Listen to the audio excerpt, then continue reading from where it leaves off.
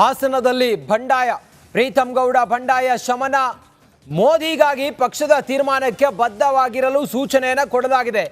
ಹಳೆಯದನ್ನೆಲ್ಲ ಮರೆತು ಒಟ್ಟಾಗಿ ಕೆಲಸ ಮಾಡಲು ಕಟ್ಟಪ್ಪಣೆಯನ್ನ ಹೊರಡಿಸಲಾಗಿದೆ. ಪಕ್ಷದ ತೀರ್ಮಾನ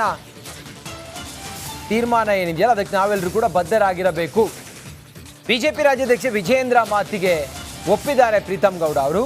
ಆ ಮೂಲಕ ಸಾಂಪ್ರದಾಯಿಕ ವೈರಿಗಳು ಹಾಸನದಲ್ಲಿ JDS ಮತ್ತು ಬಿಜೆಪಿ. ಪ್ರೀತಂ ಗೌಡ ಅವರು ಕಳೆದ ಬಾರಿ ಗೆದ್ದರು. ಅದಾದ ನಂತರ ನೆಕ್ಸ್ಟ್ ಎಲೆಕ್ಷನಲ್ಲಿ JDS ಗೆಲ್ತು. ಇದು ಹಾವು ಮುಂಗ್ಸಿ ಅನ್ನೋ ರೀತಿಯಲ್ಲಿದೆ ಹಾಸನದಲ್ಲಿ. ಈಗ ಮೈತ್ರಿ ಮಾಡಿಕೊಂಡಾದ ನಂತರ ಆ ಅಸಮಾಧಾನ, ಆ ಬೇಗುದಿ, ಆ ಕೋಪ ತಾಪ ಏನೆಲ್ಲ ಇತ್ತು ಅದನ್ನು ಹೇಗಪ್ಪ ತಣಿಸ್ತಾರೆ ಅಂಥೇಳಿ ಅಂದ್ಕೊಂಡಿದ್ರು. ಆದರೆ ಬಿಜೆಪಿಯ ರಾಜ್ಯಾಧ್ಯಕ್ಷ ವಿಜಯೇಂದ್ರ ಬಹಳ ಕ್ಲಿಯರ್ ಆಗಿ ಹೇಳಿದ್ದಾರೆ, ಪಕ್ಷದ ತೀರ್ಮಾನ ಆಗಿದೆ, ನಾವು ಅದಕ್ಕೆಲ್ಲರೂ ಕೂಡ ಶಿರಸ ವಹಿಸಿ ಪಾಲಿಸಬೇಕು ಮತ್ತು ಅಭ್ಯರ್ಥಿಯನ್ನು ಗೆಲ್ಲಿಸಬೇಕು. ಯಾವುದೇ ಅಸಮಾಧಾನ, ಬಂಡಾಯ, ಮಗದೊಂದು ಏನೇ ಇದ್ದರೂ ಕೂಡ ಅದ್ಯಾವುದಕ್ಕೂ ಕೂಡ ಮಣೆ ಹಾಕಬಾರ್ದು ಅಥವಾ ಅದ್ಯಾವುದನ್ನು ಕೂಡ ನಾವು ದೊಡ್ಡದು ಮಾಡಬಾರ್ದು ಅಂತೇಳಿ ಹೇಳಿದಾಗ ಪ್ರೀತಂ ಗೌಡ ಅದಕ್ಕೆ ಒಪ್ಕೊಂಡಿದ್ದಾರೆ. ತಮ್ಮದೇನೇ ಬೇಸರ ಇದ್ದರೂ ಕೂಡ ಅದ್ಯಾವುದನ್ನು ತೋರಿಸದೆ ಮೈತ್ರಿ ಅಭ್ಯರ್ಥಿ ಪರವಾಗಿ ಕೆಲಸ ಮಾಡೋ ತೀರ್ಮಾನಕ್ಕೆ ಬಂದಿದ್ದಾರೆ. ಕಾರ್ಯದರ್ಶಿಗಳು ಪ್ರೀತಂ ಗೌಡ ನಮ್ಮ ರಾಜ್ಯದ ಪ್ರಧಾನ ಕಾರ್ಯದರ್ಶಿಗಳು ಇವತ್ತು ತೆಗೆದುಕೊಂಡಿರ್ತಕ್ಕಂಥ ತೀರ್ಮಾನ ನಾವೆಲ್ಲರೂ ಕೂಡ ಕೂತು ಒಟ್ಟಿಗೆ ತೆಗೆದುಕೊಂಡಿರ್ತಕ್ಕಂಥ ತೀರ್ಮಾನ. ಆದರೆ ಯಾವುದೂ ಕೂಡ ಗೊಂದಲ ಇಲ್ಲ, ನಿಮ್ಮಲ್ಲೂ ಕೂಡ ಗೊಂದಲ ಇರ್ತಕ್ಕಂಥ ಅವಶ್ಯಕತೆ ಇಲ್ಲ. ಅವ್ರು ಒಂದು ನಿರ್ಧಾರ ಮಾಡಿದ್ದಾರೆ, ಯಾವುದೇ ಕಾರಣಕ್ಕೂ ಮಾತನಾಡಬಾರ್ದು ಅಂತ ಪ್ರೀತಮಣ್ಣವರು ಮೌನವಾಗಿ ಇದ್ಕೊಂಡು ಕೆಲಸ ಮಾಡಿ ನಮ್ಮ ಅಭ್ಯರ್ಥಿ ಪರವಾಗಿ ಕೆಲಸ ಮಾಡ್ತಾರೆ. ಎಲ್ಲರೂ ಕೂಡ ಒಗ್ಗಟ್ಟಾಗಿ ಕೆಲಸ ಮಾಡ್ತಾರೆ.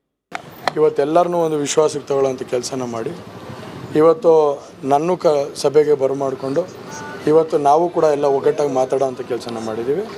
ಮುಂದಿನ ದಿವಸಗಳಲ್ಲಿ ಖಂಡಿತವಾಗ್ಲೂ ಎಲ್ಲರನ್ನೂ ಒಗ್ಗಟ್ಟಾಗಿ ಹೋಗೋವಂಥ ಕೆಲಸನ ಮಾಡಬೇಕು ಅಂತೇಳಿ ಒಂದು ಒಳ್ಳೆಯ ಸಂದೇಶನ ಕೊಡೋದ್ರ ಮುಖಾಂತರ ಇವತ್ತು ವಿಜೇಂದ್ರ ಅಣ್ಣವರು ಅವರ ಒಂದು ನೇತೃತ್ವದಲ್ಲಿ ಮತ್ತು ಹಾಗೂ CT ರವಿ ಅಣ್ಣವರ ಒಂದು ನೇತೃತ್ವದಲ್ಲಿ ಇವತ್ತೊಂದು ಸಭೆ ನಡೆದಿದೆ. ಹಾಗಾಗಿ ಆ ಒಂದು ವಿಚಾರವಾಗಿ ಚರ್ಚೆ ಆಯಿತು ಅಷ್ಟೇ. ಈಗ ಪಾರ್ಟಿ ಅಂತ ಅಂದಮೇಲೆ ಎಲ್ಲರೂ ಒಗ್ಗಟ್ಟಾಗಿ ಹೋಗುವಂಥ ಕೆಲಸ ಮಾಡಿ. ಮತ್ತಷ್ಟು ಮಾಹಿತಿಯೊಂದಿಗೆ ನಮ್ಮ ಪ್ರತಿನಿಧಿ ಸತೀಶ್ ಈಗ ದೂರವಾಣಿ ಸಂಪರ್ಕಕ್ಕೆ ಬಂದಿದ್ದಾರೆ. ಸತೀಶ, ಪ್ರೀತಂ ಗೌಡ ಅವರ ಅಸಮಾಧಾನ ಶಮನ ಮಾಡಿದ್ರಾ ಬಿಜೆಪಿ ಪಾರ್ಟಿಯಲ್ಲಿ? ಏನು ಹೇಳಿದರು ಸತೀಶ್? ರಂಜಿತ್, ಇವತ್ತು ಹಾಸನ ಲೋಕಸಭಾ ಕ್ಷೇತ್ರದ ವಿಚಾರವಾಗಿ ಹಾಸನ ಲೋಕಸಭಾ ಕ್ಷೇತ್ರದ ಬಿಜೆಪಿ ಮುಖಂಡರು ಮತ್ತೆ ಅಭ್ಯರ್ಥಿ ಪ್ರಜ್ವಲ್ ರೇವಣ್ಣ ಅವರ ಜೊತೆ ವಿಜಯೇಂದ್ರ ಸಭೆಯನ್ನು ನಡೆಸಿದ್ರು. ಪ್ರಮುಖವಾಗಿ ರಾಜ್ಯದಲ್ಲಿ 28ಕ್ಕೆ 28 ಕ್ಷೇತ್ರವನ್ನ NDA ಮೈತ್ರಿ ಅಭ್ಯರ್ಥಿಗಳು ಗೆಲ್ಲಬೇಕು, ಆ ನಿಟ್ಟಿನಲ್ಲಿ ಮೋದಿಯವರ ಕೈ ಬಲಪಡಿಸಬೇಕು, ಮತ್ತೊಮ್ಮೆ ಪ್ರಧಾನಿ ಮಾಡಬೇಕು ಅನ್ನೋದು ಎಲ್ಲರ ಉದ್ದೇಶ. ಆ ನಿಟ್ಟಿನಲ್ಲಿ ಏನೇ ಅಸಮಾಧಾನ ಇದ್ರೂ ಕೂಡ ಅದನ್ನೆಲ್ಲ ಮರೆತು ಒಟ್ಟಾಗಿ ಕೆಲಸ ಮಾಡಬೇಕು ಅನ್ನೋ ಒಂದು ಸೂಚನೆಯನ್ನ ಪ್ರೀತಂ ಗೌಡರಿಗೆ ವಿಜಯೇಂದ್ರ ಅವರು ಕೊಟ್ಟಿದ್ದಾರೆ. ಈ ಹಿಂದೆ ಅವರ ವಿರುದ್ಧ ಹೋರಾಡಿರ್ಬೋದು, ಅದೇನೇ ಇದ್ರು ಚುನಾವಣೆ ರಾಜಕೀಯ, ಆದ್ರೆ ಈಗ ಪಕ್ಷದ ತೀರ್ಮಾನ ಆಗಿದೆ, ಅದಕ್ಕೆಲ್ಲ ಬದ್ಧ ಆಗಿರ್ಬೇಕು. ಮತ್ತೆ ಪ್ರೀತಂ ಗೌಡರು ಈಗ ಪಕ್ಷದ ಪ್ರಧಾನ ಕಾರ್ಯದರ್ಶಿ ಆಗಿದ್ದಾರೆ. ಹೀಗಾಗಿನೇ ಅವರೇ ಪಕ್ಷದ ತೀರ್ಮಾನವನ್ನ ಉಲ್ಲಂಘಿಸಿದ್ರೆ ಅದು ಮುಜುಗರವನ್ನ ತರುತ್ತೆ, ಪಕ್ಷದ ಕಾರ್ಯಕರ್ತರ ಕೆಟ್ಟ ಸಂದೇಶ ಹೋಗುತ್ತೆ. ಹೀಗಾಗಿನೇ ಆ ಸಂದೇಶವನ್ನ ಪಕ್ಷದ ಏನ್ ತೀರ್ಮಾನ ಇದೆ ಅದನ್ನು ಪಾಲಿಸಲೇಬೇಕು ಅಂತ ಸೂಚನೆಯನ್ನು ಕೊಟ್ಟಿದ್ದಾರೆ. ಅದಕ್ಕೆ ತಲೆ ಹಾಕಿದ್ದಾರೆ ಪ್ರೀತಂ ಗೌಡ. ಯಾಕಂದ್ರೆ ವಿಜಯೇಂದ್ರ ಅವರ ಒತ್ತಡ, ಅವರ ಒಂದು ಸೂಚನೆಯಲ್ಲಿ ಪ್ರೀತಂ ಗೌಡ ಒಪ್ಪಿಕೊಳ್ಳೇಬೇಕಾಗತ್ತೆ. ಯಾಕಂದ್ರೆ ವಿಜಯೇಂದ್ರ ಬಣದಲ್ಲಿ ಪ್ರೀತಂ ಗೌಡ ಇದ್ದಾರೆ. ಒಪ್ಕೊಳ್ದೇ ಇದ್ರೆ ಅದು ನೇರವಾಗಿ ವಿಜಯೇಂದ್ರ ಅವರ ಒಂದು ಕೆಟ್ಟ ಹೆಸರು ಬರುವ ಸಾಧ್ಯತೆ ಇದೆ. ಆ ನಿಟ್ಟಿನಲ್ಲಿ ಪ್ರೀತಂ ಗೌಡ ಅವರು ಕೂಡ ವಿಜಯೇಂದ್ರ ಮಾತಿಗೆ ಒಪ್ಪಿಗೆ ಸೂಚಿಸಿದ್ದಾರೆ. ರಂಜಿತ್, 4ನೇ ತಾರೀಕು ನಾಮಪತ್ರ ಸಲ್ಲಿಕೆ ಇದೆ, ಅದಕ್ಕೆ ಪ್ರಜ್ವಲ್ ರೇವಣ್ಣ ಎಲ್ಲರನ್ನೂ ಆಹ್ವಾನ ಮಾಡಿದ್ರು.